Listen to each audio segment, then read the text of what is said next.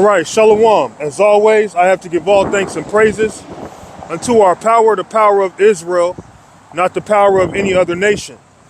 And seeing that I don't come in my own name, what is his name?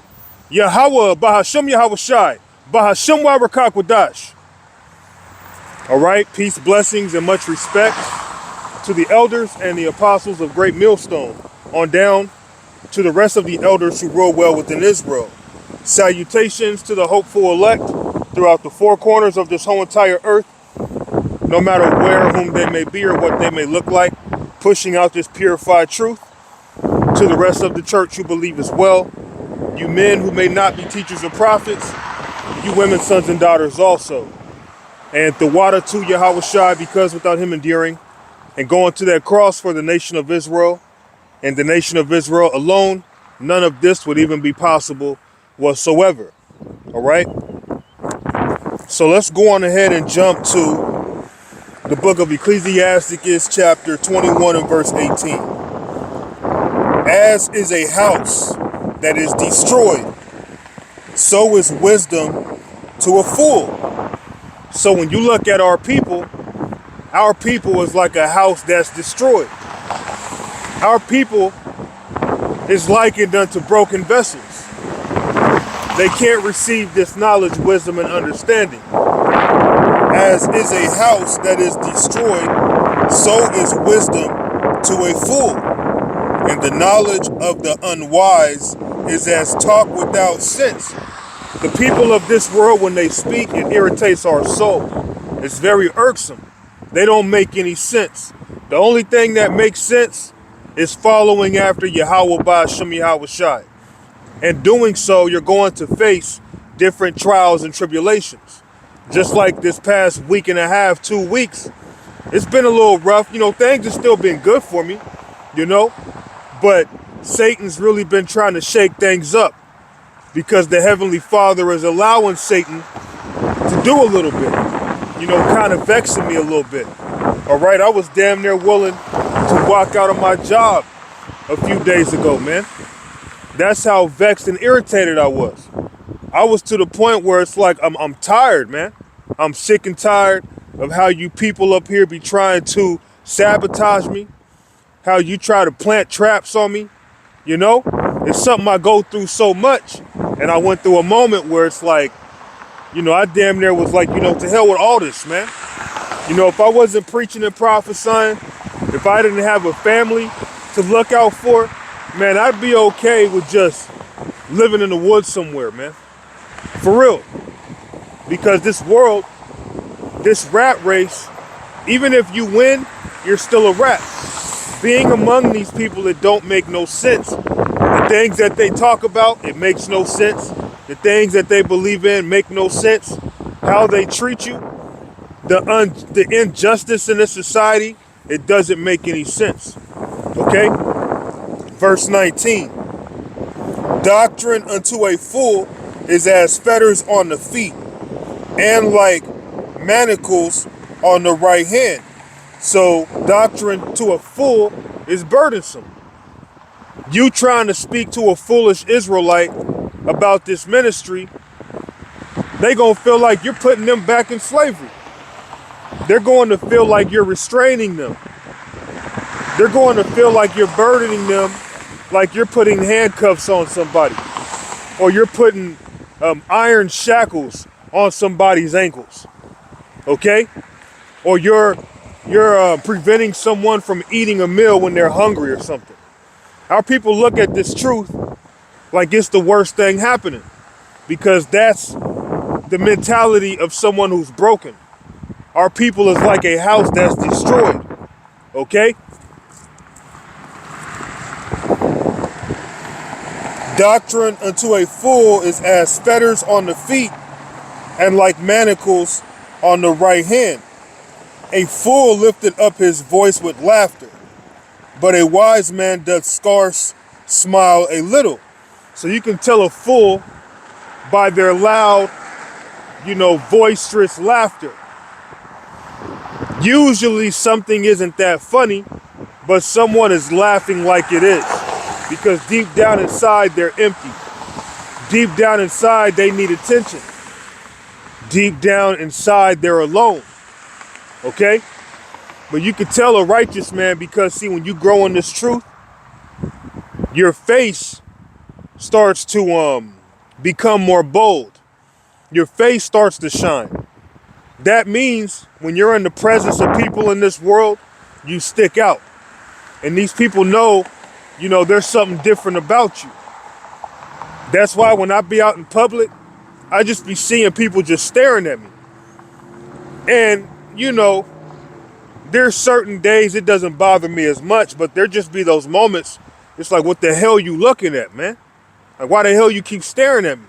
Because it could be good, it could be bad. You don't know why they stare it, but people just be, basically just eye raping you, man.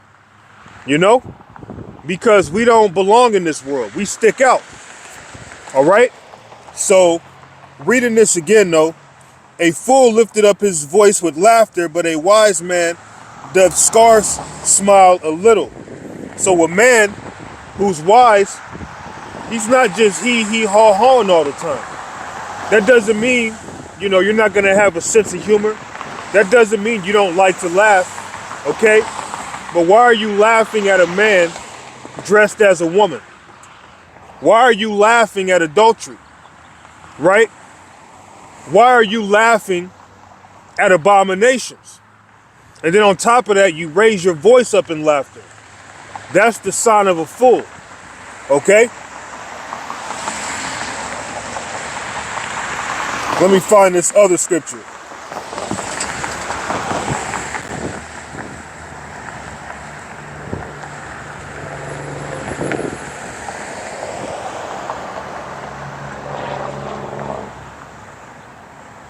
Ecclesiastes chapter 8 and verse 1. Who is as the wise man? And who knoweth the interpretation of a thing? A man's wisdom maketh his face to shine, and the boldness of his face shall be changed. So a wise man, he barely smiles, he barely laughs. Because being in this truth, you start taking on the mentality of the Heavenly Father. And if you know the Heavenly Father, you understand that he's very angry. He's very pissed off with, how this world is operating right now. And we have his spirit upon us. So we have a boldness about us. We have a austerity about us. And some of us going back into the world, we were already like that. But then coming into this truth, we become even more sharpened. Okay? And the boldness of his face shall be changed. And the boldness of your face gets changed being in this truth. See, when you're young, you're simple-minded, you have that foolish look about you. But as you get older, especially growing in grace, growing being in this ministry, you have an austere look about you. Where people look at you and they know, okay, this guy, might not be someone I want to try. Or this guy, he looks like he knows something. All right? Because a lot of us who are sincere, who the Lord is dealing with, okay, we'll find out who the elect is in due time, but we would be deemed as what you would call Sigma males, man. All right? And if you don't know what that means, look it up. Look up certain videos on what it means to be a Sigma male. If you had to put a title to help explain how the men of the Lord are, that's what it would be. We would be looked at as Sigma males, man. And we don't be, trying to fit in and seeking love from the eyes and the opinions of you abominable people, man.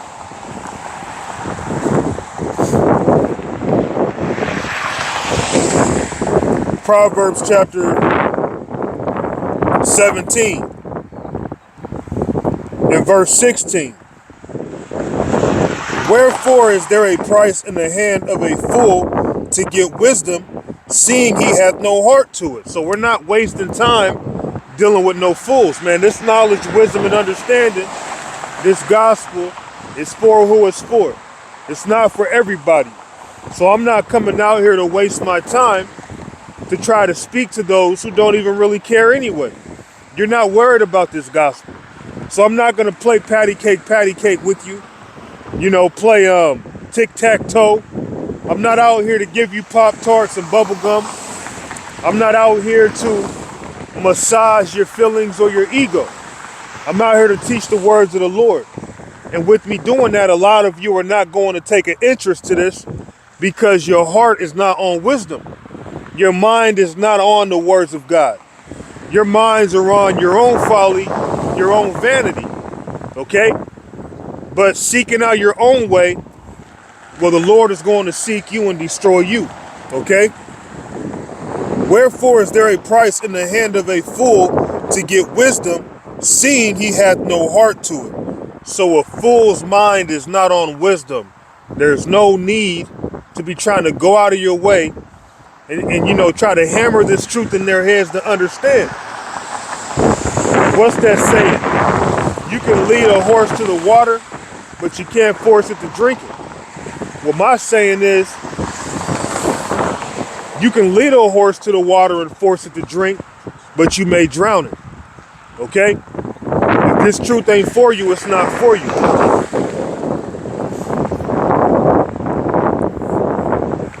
Proverbs chapter 23 and verse 9.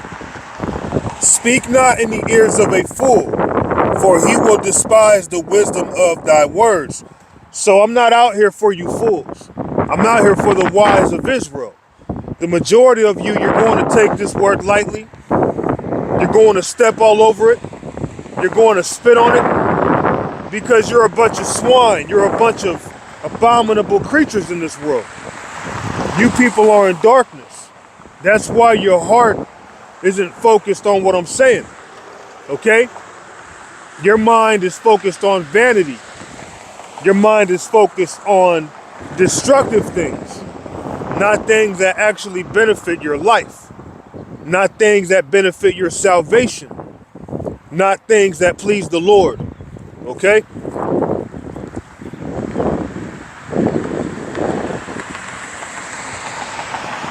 Speak not in the ears of a fool, for he will despise the wisdom of thy words. So people hate us because we're speaking wisdom. Somebody might actually think you cool. Somebody might actually like you. Then you start speaking of the scriptures. You start speaking of, spiritual matters. They start seeing, okay, you're not speaking on adultery. You're not laughing or finding certain things funny that I find funny. All of a sudden, they'll just start to hate you because then they'll see, okay, this guy is different. He's not like most people. Okay? So let's go to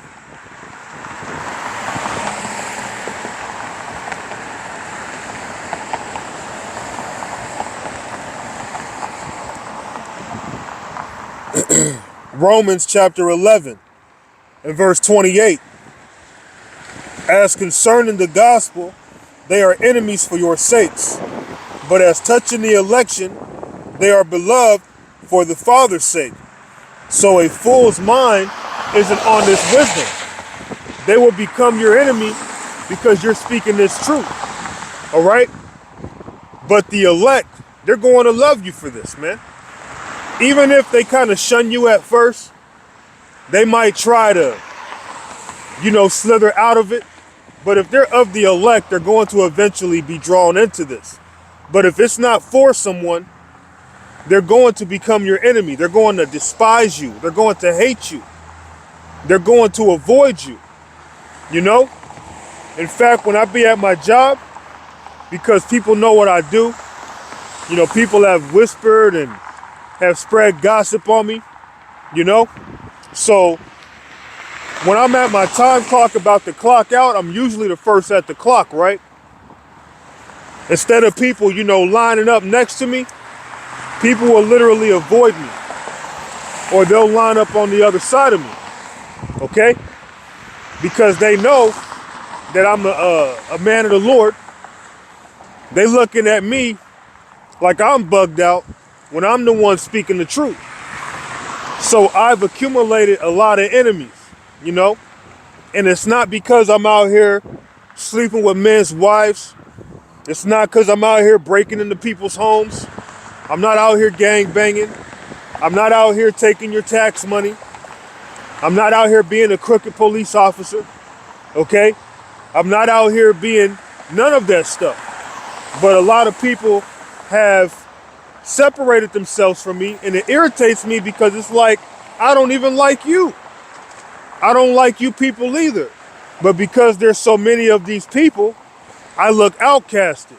But it's like, how you're doing me, that's exactly how I feel. To hell with all you people, man. I'm not with you. Matter of fact, just saying that, let's go to the book of Luke right quick.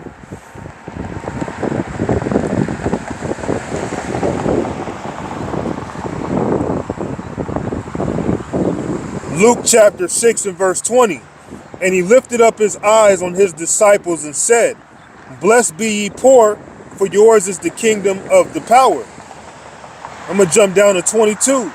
Blessed are ye when men shall hate you, and when they shall separate you from their company, and shall reproach you and cast out your name as evil for the Son of Man's sake. So people will abhor you. People will avoid you. They will hate you because you have the light, because you have this truth. And at times, I be finding myself offended because it's like, I don't even like you. I don't even want to be around you. I'm forced to be around you fucking people. But you treating me like I'm the bad guy. And I'm not bragging and boasting, but I outwork a lot of these people, most of them, okay? I go to work dressed, looking decent. I go to work smelling good. You know what I mean? And I'm surrounded by a bunch of Edomites, man, a bunch of hillbillies. And then the niggas that I be around, they be kissing their ass, man. They're all together, man. They're all in cahoots with one another. You know, I done seen Edomites at my job throwing up white power. I done heard about Edomites at my job having clan meetings and shit. You know, that's what I got to deal with. A bunch of hillbillies, man, a bunch of silly hillbillies. Okay? Because I work out in the area, it's kind of like, it's not really out in the country, but it's kind of out in the outskirts, so to speak. So a lot of redneck, you know, devilish hillbillies work there, man. You know, and they'll all be speaking, spreading their rumors, you know, having whatever they have to say among each other. Then the niggas be the same way. Instead of acknowledging your brother, you'll go speak to Esau. You'll go speak to a group of Edomites and then pretend like I'm not even there, man. It'd be so disrespectful. But it's like, it is what it is, man. Yahweh Shai already told us it will be like this. There's men in this truth. They're not going through this. Okay? All men aren't the same. All right? We're not all the same.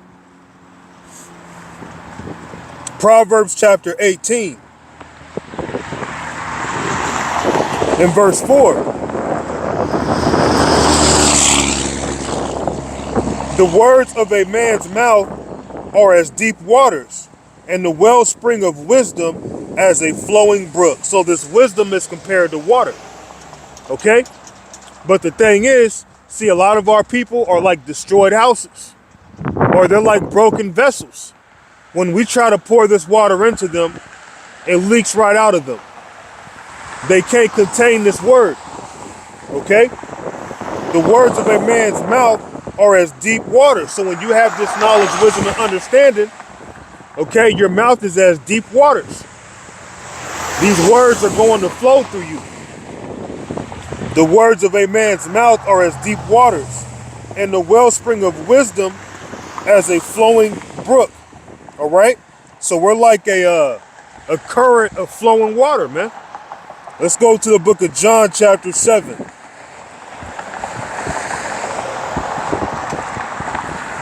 John chapter 7 and verse 38. He that believeth on me, as the scripture has said, out of his belly shall flow rivers of living water. So out of our belly is flowing rivers of living water. Our mouth is as deep water, as a flowing stream of water, because this word is likened unto water. If you're not teaching with these scriptures, you're not flowing. Okay? Just like Jake in the hip hop world or the rap world. They'll be like, hey man, let's flow. I'm trying to flow. Basically, you want to rap. Okay? So we got the word, man. And this word is flowing out of us. But a lot of these Israelites, they're broken vessels. There's no use in pouring this water into them because it's going to leak right out of them. Okay? And seeing that they're like destroyed homes, what good is a destroyed home? We got to move on. What's the point of trying to build it back together when you could just move on? Okay? Our people can't hold this word, man. They can't contain it. Let's go back to the book of Sirach, chapter 21. And I'm going to jump down to 14. The inner parts of a fool are like a broken vessel, and he will hold no knowledge as long as he liveth. And seeing that this knowledge is compared to water, they're not able to hold this water because they're broken vessels, man. They're like destroyed houses. And I'm not out here to waste my time with no broken vessels, man. All right? I'm out here for the elect of Israel. I understand the Lord's playbook. I'm just following it. Okay? Jeremiah chapter 2 and 13. For my people have committed two evils. They have forsaken the fountain of living waters. And see, when you come across the man of the Lord, you're coming across the mouthpieces of the Lord. You're coming across that flowing water. But because a lot of you are broken vessels, this flowing water is really useless to you. For my people have committed two evils. They have forsaken me, the fountain of living waters, and hewed them out cisterns, broken cisterns that can hold no water. And that's our people. They would rather be getting their water from a broken cistern where the water just leaks right out. You have a flowing stream of water right in front of you, but you'll say, nah, that's way over there. I got a broken cistern right here. I'ma just keep drawing my water from this, although I'm having a hard time doing it because it's broken up. That's just dumb. And then on top of that, our people are likened unto broken cisterns, broken vessels, destroyed houses that can't receive the words of the Lord because the Lord is blocking them. Because this is his program. Just like in a video game, the video game is programmed in such a way you can only do what the video game allows you to do. The Heavenly Father is only going to allow you to receive this word if that's in your book, if that's in your story that he wrote, okay?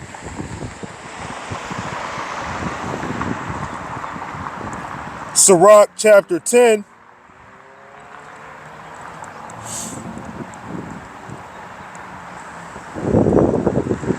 Sirach chapter 10 and verse 14. Let me see.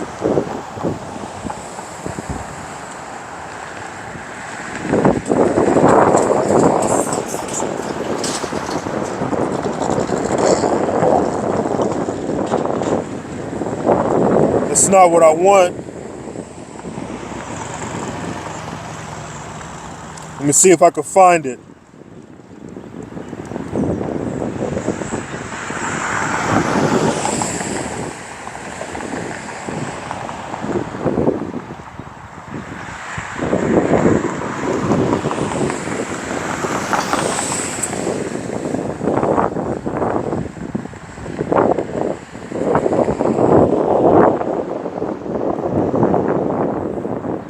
Okay, I think that's not it either. It's all good. I'm going to move on. So I'm going to go to the book of 1 Corinthians. Keep that water flowing. So this is the book of 1 Corinthians, chapter 1 and verse 19. For it is written, I will destroy the wisdom of the wise and will bring to nothing the understanding of the prudent. So all wisdom outside of this knowledge, wisdom, and understanding really means nothing. It's going to be obsolete. If it doesn't have Yahweh Shai as its foundation, it's going to collapse. Because the true knowledge, the true wisdom and understanding comes from the words of God. It comes from the Spirit of the Lord. Where is the wise? Where is the scribe? Where is the disputer of this world? And you don't see many people coming up and having anything to say in person. Now, online, concerning the Israelites, if there's a video that goes viral, people have all these opinions and things to say on the comment section, but they don't never have nothing to say in terms of going up to somebody out here in person and having a, you know, a philosophical, a logical, you know, communion, a conversation. Where is the wise? Where is the scribe? Where is the disputer of this world? They don't really show up like that because these people, they don't got the truth. They don't stand on nothing. Okay? That's why all they can do is talk on the sideline, but they're not even in the game. Okay? Hath not the power made foolish the wisdom of this world? Absolutely. For after that, in the wisdom of the power, the world by wisdom knew not the power, because you don't have the truth of the Most High. And if you don't have this knowledge, wisdom, and understanding, that's because you don't know the Lord. You could be a mathematician. You can know how to put together a card. You could be a good carpenter. You can be a good plumber. Okay? You might be really good at, you know, coming up with a fast hustle. But the true knowledge, wisdom, and understanding is in the Holy Bible. Okay? For after that, in the wisdom of the power, the world by wisdom knew not the power. It pleased the power by the foolishness of preaching to save them that believe. So this is a foolish thing. But to those who believe out there, they're going to be edified. They're going to be gathered by this word. For the Jews require a sign, and the Greeks seek after wisdom, because the Jews and the Greeks, they were the same people. You had Hellenized Jews. But we preach Mashiach.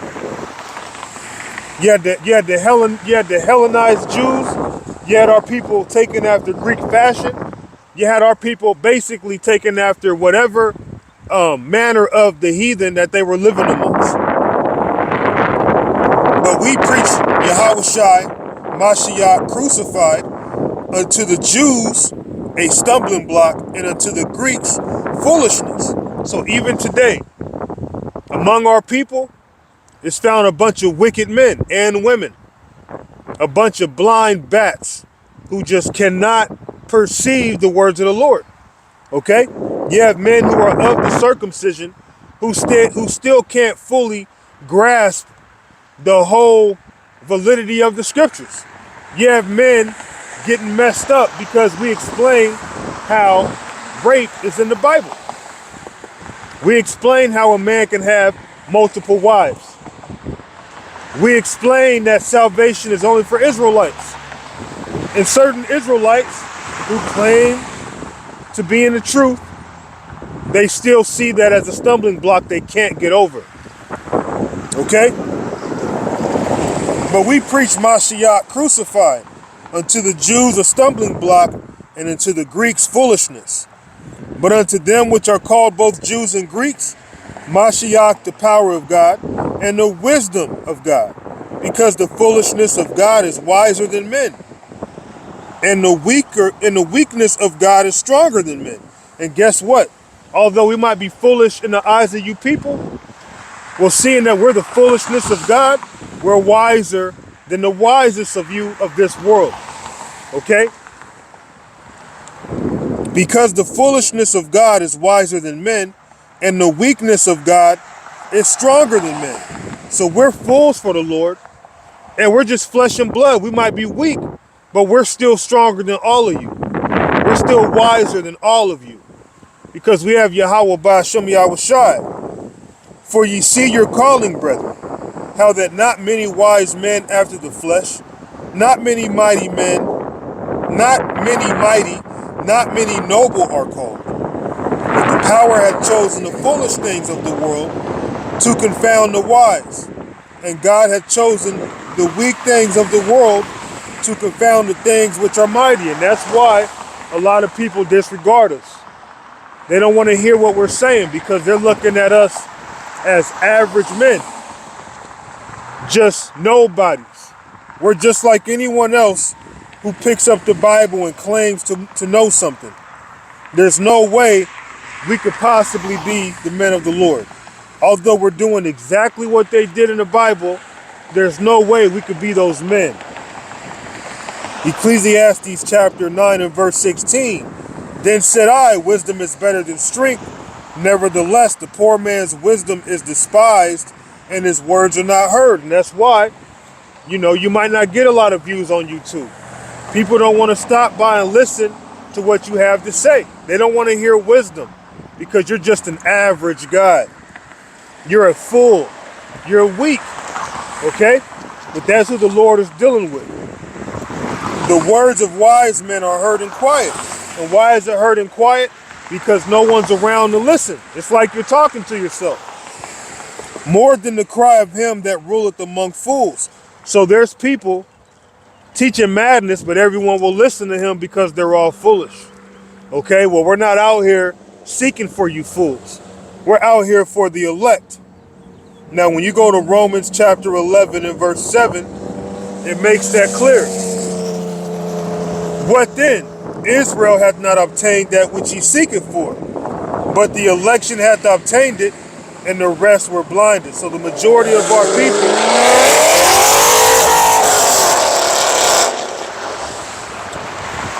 the majority of our people, they're blind to this ministry. They're blind to the words of the Most High. Here it is, this truth is likened unto a bright light, okay? But they still can't perceive it. They still can't see it. That's how much darkness has covered the eyes of our people. Because if you're not the elect, you're going to remain blind. What then? Israel hath not obtained that which he seeketh for, but the election hath obtained it, and the rest were blinded. Let's go to Isaiah chapter 6 and verse 9. I'm going to take a sip of my mushroom coffee.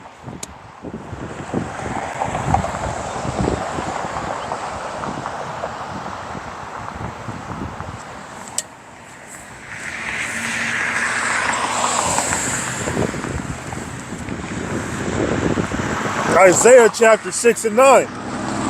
Seeing that I just read how the elect are going to receive this word, but the rest of you Israelites, you're going to stay blinded. Isaiah 6 and 9. And he said, go and tell this people, hear ye indeed, but understand not, and see ye indeed, but perceive not. So the Lord has put demons on the majority of our people to block them from receiving the word. Make the heart of this people fat, be in their minds, and make their ears heavy, and shut their eyes, be in their spiritual eyes, lest they see with their eyes, and hear with their ears, and understand with their heart, and convert and be healed. Then said I, Lord, how long? And he answered, until the cities be wasted without inhabitant, and the houses without man, and the land be utterly desolate. So our people, if they're not of the elect, they're going to remain in this blind state until the Lord finally sends them nuclear missiles right along with them chariots, okay, to rain down fire upon this place. And people are going to be destroyed if they're not written in the book of life and they're still on this landmass on that day, okay? That's serious. So people are going to have their eyes blinded. They're not going to perceive this truth if they're not of the elect until the day comes that the Lord destroys Babylon off the face of the earth. Okay? Taking Esau, Edom right out of power. Then said I, Lord, how long? So how long are these people going to remain blind? And he answered, until the cities be wasted without inhabitant by them thermonuclear missiles, and the houses without man, and the land be utterly desolate. Boom. So with that, let's go to the book of Ezekiel. chapter 36 and verse 1. Moreover, the word of the Lord came unto me, saying, Son of man, set thy face against Mount Seir, prophesy against it. Mount Seir represents Edom. Okay? And say unto it, Thus saith the Lord power, Behold, O Mount Seir, I am against thee, I will stretch out my hand against thee, I will make thee most desolate. So just as this land is going to be desolate, Esau, Edom is going to be made desolate. I will lay thy cities waste. So all of these cities here in Babylon are going to be made waste. And all you Israelites who are blind, you're going to stay blind if you're not of the elect, until all these different cities and states here in Babylon are laid waste. I will lay thy cities waste, and thou shalt be desolate, and thou shalt know that I am the Lord, because thou hast had a perpetual hatred, and hast shed the blood of the children of Israel, by the force of the sword in the time of their calamity, in the time that their iniquity had an end. So right along with Esau, Edom going down, America's going down. And guess what? All you Israelites who are in a blind state, who can't receive this word, you're going down also. When them nuclear missiles get shot off, man. And this place is made desolate. 2nd Ezra chapter 16 and verse 13. A sword is sent upon you, and who may turn it back? So them nuclear missiles are going to be sent off. And once they're sent off, they're not going to return back. Okay? Let's jump down to verse 12. The earth quaketh, and the foundations thereof. The sea ariseth up with waves from the deep, and the waves of it are troubled, and the fishes thereof also before the Lord, and before the glory of his power. For strong is his right hand that bendeth the bow, his arrows that shooteth are sharp, and shall not miss when they begin to be shot into the ends of the world. Behold, the plagues are sent, and shall not return again until they come upon earth. So there are going to be nuclear missiles shot over here to Babylon. And this land is going to be made desolate. And all you Israelites who are still in a blind state because you're not of the elect, you can't receive this word. And if you're still alive, you are going to be consumed in thermonuclear fire. You are going to be melted in eternal fire, man. Okay? Right along with them lasers zapping you. Because a lot of you Israelites, you like to get lineups. Okay? Well, that laser's going to line y'all's ass up. Okay? Let's go forward to Jeremiah.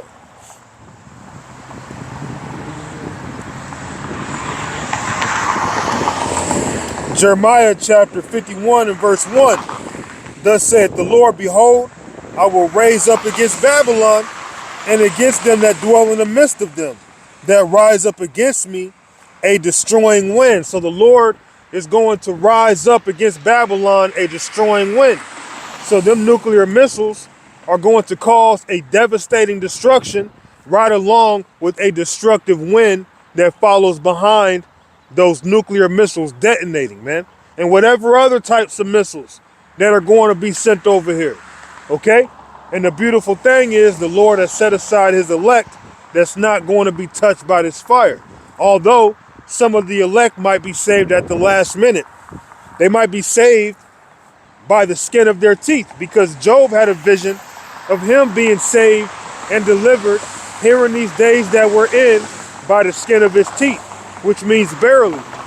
So there are some of us here right now, we may make it up out of here, but we're going to make it up out of here right at the last minute. Right when it feels like, okay, that fiery wall is about to consume us, the Lord take us up, man. Okay? Just to add that fear. That fiery wall might be 200 feet away from you and it's just coming, rushing towards you. So damn quick, man. Okay? And then within the blink of an eye, you're getting taken up. Right when you felt like that was it. Maybe you're not the elect. Then suddenly you go up in the air. But anyway, the missiles are going to be sent off, and all you blind bat Israelites, you're going to be caught up in it. Because that's the prophecy in Isaiah chapter 6. All right?